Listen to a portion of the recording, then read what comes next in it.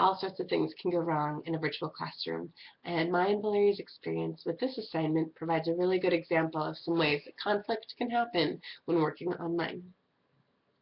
The first source of conflict for us was related to the fact that this course is asynchronous. Valeria right now is in the middle of the Amazon and couldn't be further from an internet connection. Being the proactive group member that she is, she suggested that we get this project done over the break. Since we were on holiday, though, I was not very prompt in my responses to her request, which I would imagine was really frustrating for her. When I realized what she was asking for and why, I got my act together, but that ended up only leaving us a few days to get the assignment done. That should have been fine, except we were hit with another source of potential conflict in online classes. Different levels of student comfort with technology might put some at a disadvantage. I took one look at the technology we were supposed to use and suggested that we come up with another way to do our video. As I watched the tutorial video for Camtasia, I was picturing the PowerPoint presentation that Valeria and I would collaborate on. I complained that I felt overwhelmed by the technology and wished that either A, we didn't have to do this, or B, that we were expected to do this enough times that I was forced to get comfortable with it. I decided I was willing to take a hit on the evaluation and submit something that required less work, and I talked Valeria into that plan as well. We settled on something that was nice and easy, using technology we were already comfortable with to create our video. But then fast forward to this week, and it became clear to me that we'd run aground on another source of conflict in online classes. It's not always easy to tell if your students are getting it, either the concept that you're teaching, or in our case, the objectives of the assignment.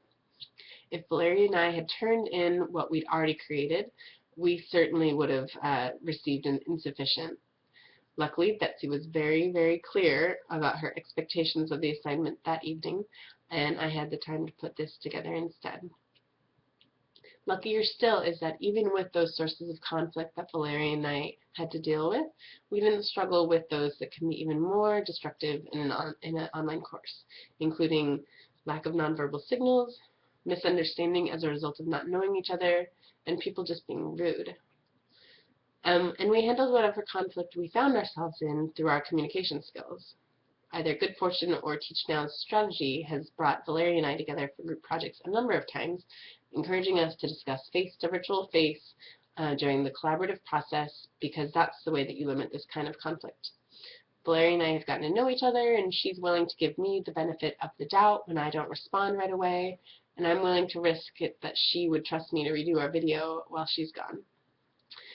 In addition to just giving students lots of opportunities to work together, you can reduce the potential sources of conflict by creating a welcoming environment and building a community of respect amongst your students. You should also have explicit rules on what kind of language is acceptable and not. And if you as the teacher see conflict happening, you need to diffuse it and redirect the conversation to keep your lesson moving. Finally, any inappropriate behavior needs to be addressed via email promptly. The rest of the students are counting on you to keep the class on topic and constructive, and your obligation is to them, not to any troll that finds its way into your class.